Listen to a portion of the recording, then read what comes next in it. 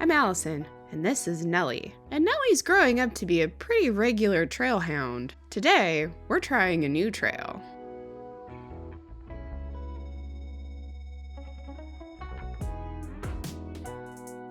The fun that is the Anderson and Watson Lakes Trail starts before you even get to the trailhead.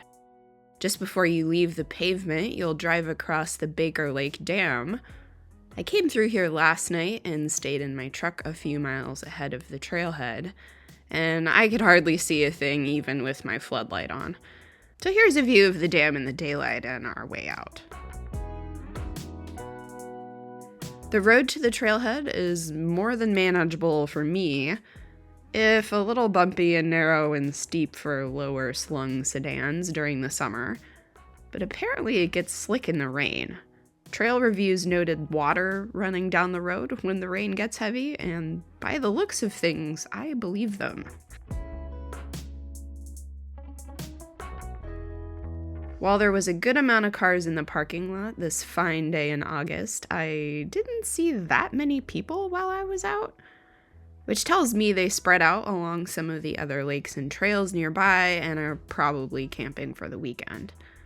When I left, the parking lot population had just about doubled, which is why I slept in my truck so I could get here early.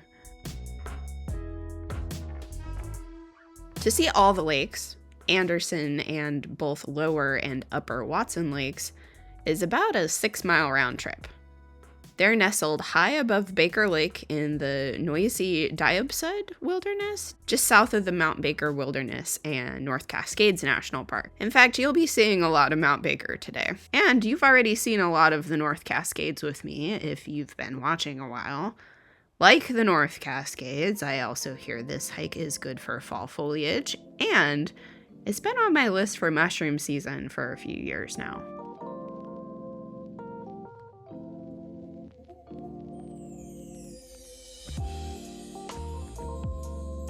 We hiked for about a mile before the trail evens out for a minute, and we came to the junction for Anderson Butte, and a beautiful meadow where we started to see wildflowers and stopped to smell the ripe blueberries.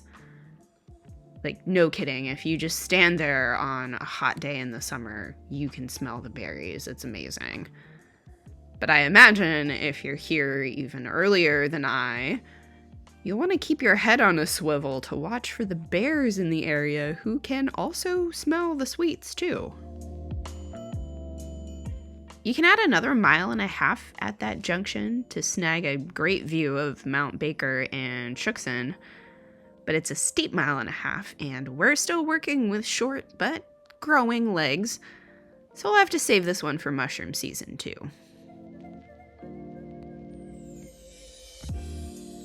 But if you don't opt for the butte, you won't miss out on the views entirely. Keep going and look behind you every so often for a pretty good view of Mount Baker.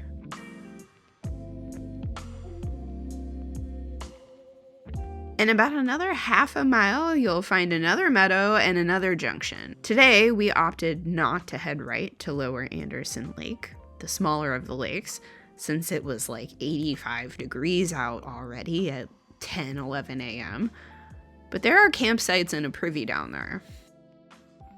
We turn left and continue another 1.5 miles to Watson Lakes, which consists of Lower, the smaller of the two, and Upper Watson Lake. Hang in there since the trail only climbs a little bit more, this leg, before it descends sharply into the lakes.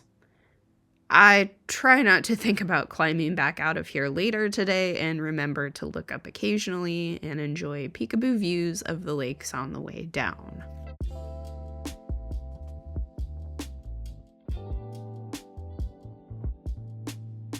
Climbing out of here later is a problem for future Allison.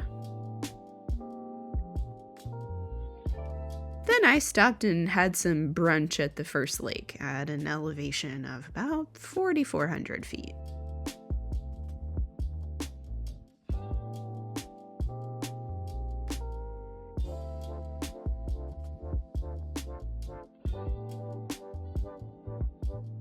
did encounter a small bee hazard on the way up to Upper Watson Lake, but a fellow hiker did a pretty good job marking it, so it was easy to spot, then pick up and carry the little one and her curious nose to save her from the temptation to cause trouble.